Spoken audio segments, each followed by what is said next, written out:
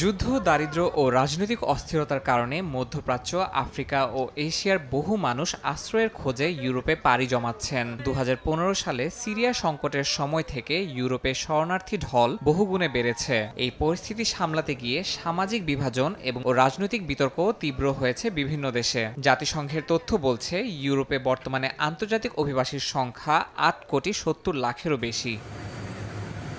Scotland সফরে গিয়ে বিমানবন্দরে ইউরোপের অভিবাসী ইস্যুতে সাংবাদিকদের প্রশ্নের মুখোমুখি হন মার্কিন প্রেসিডেন্ট। জবাবে ট্রাম্প বলেন, ইউরোপ জুড়ে যেভাবে অভিবাসীরা ঢুকছে তাতে অঞ্চলটির নিরাপত্তা, সংস্কৃতি ও সামাজিক ভারসাম্য চরম ঝুঁকিতে পড়েছে। তার মতে, এখনই কঠোর পদক্ষেপ না নিলে ভবিষ্যৎ প্রজন্ম একটি ভিন্ন ইউরোপ পাবে, যার নিজস্ব কোনো পরিচয় থাকবে না। দ্বিতীয় মেয়াদে মার্কিন মসনদে বসে ট্রাম্প ঘোষণা দিয়েছিলেন, যুক্তরাষ্ট্রের ইতিহাসে সবচেয়ে বেশি সংখ্যক অভিবাসী ফেরত পাঠানোর অভিযান পরিচালনা করবে তার প্রশাসন। এরই মধ্যে হাজার হাজার অভিবাসীকে আটক ও বহিষ্কার করেছে যুক্তরাষ্ট্র। মেক্সিকো সীমান্তে নিরাপত্তা জোরদার এবং শূন্য সহনশীলতা নীতির কারণে সমালোচনার মুখে পড়েছেন ট্রাম্প। এমন পরিস্থিতিতে ইউরোপের অভিবাসীদের নিয়ে তার মন্তব্য নিয়ে নানা মহলে চলছে আলোচনা সমালোচনা।